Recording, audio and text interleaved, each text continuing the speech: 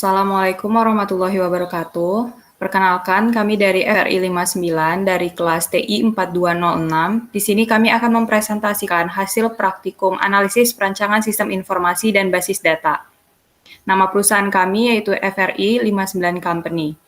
Sebelumnya, kami akan memperkenalkan anggota dari FRI kami. Saya Nisha Istiazah Chandraning Tias. Saya Naufal Abiuzair Sukmana. Dan saya sendiri, Sebriala Aulia Siregar. Produk dari FRI 59 Company adalah 3-in-1 Meat Skewers. Nah, studi kasusnya adalah sistem informasi dibuat untuk memudahkan FRI 59 Company dalam memantau hampir segala kebutuhan data produksi. FRI 59 Company merupakan sebuah perusahaan yang memproduksi 3-in-1 meat skewers atau disebut juga alat pemotong daging. Sistem informasi digunakan untuk memantau kebutuhan material, melakukan proses procurement material kepada supplier dalam produksi 3-in-1 meat skewers, melakukan pembayaran terhadap supplier, melakukan penggajian, dan melakukan report. Tujuan perancangan sistem ini ada 5. Yang pertama spesifik yang didapatkan menggunakan 5W yaitu what, why, who, where, dan which.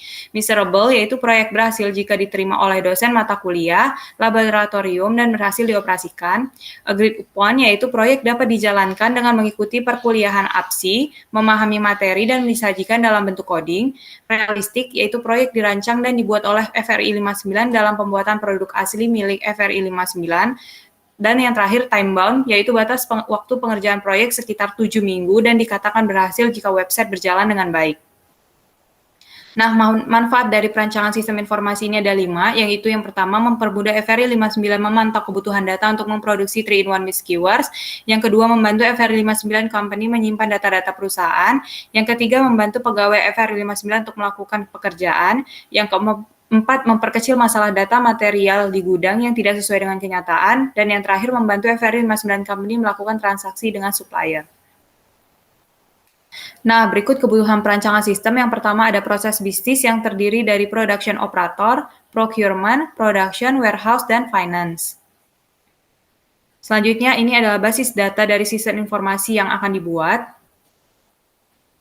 Nah, yang selanjutnya adalah diagram UML yang merupakan singkatan dari Unified Modeling Language, yang merupakan sekumpulan alat yang digunakan untuk melakukan abstraksi terhadap sebuah sistem atau perangkat lunak berbasis objek.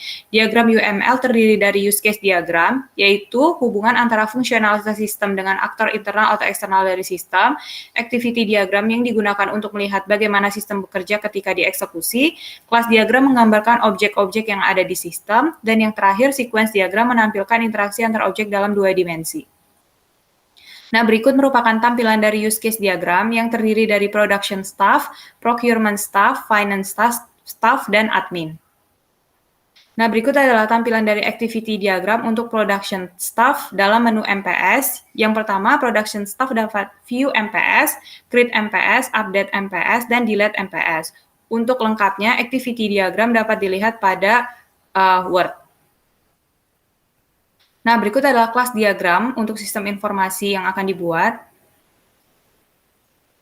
Selanjutnya, ini adalah sequence diagram dari production staff juga pada menu MPS, yaitu dapat view, create, update, dan delete. Untuk lebih lengkapnya, sequence diagram dapat dilihat pada Word.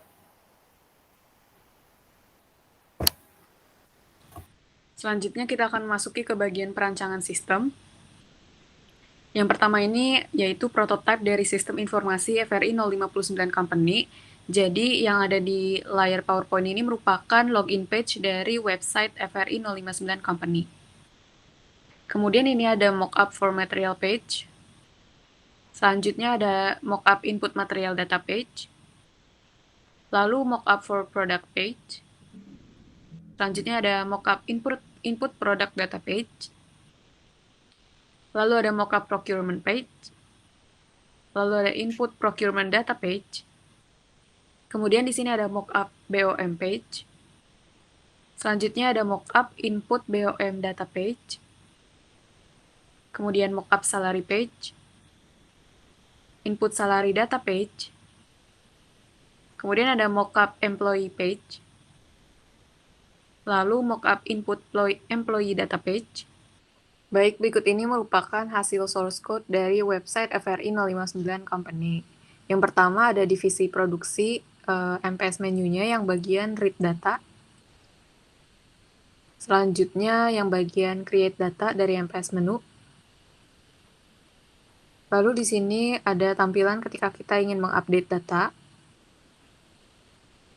Dan ini adalah tampilan ketika kita akan melakukan delete data.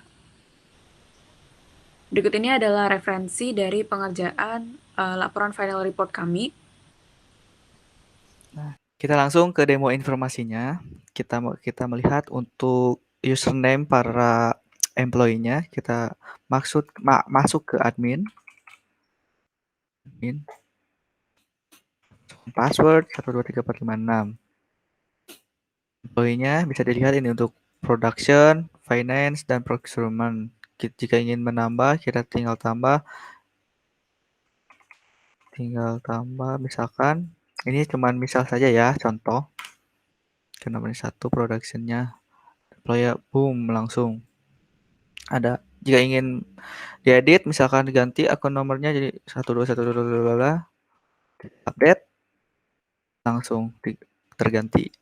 Jika ingin menghapus, kita klik ikonnya, lalu tekan OK, dan sudah tidak ada. Nah, kita langsung saja ke production. Kita log out, langsung login ke production. Kita masukkan passwordnya.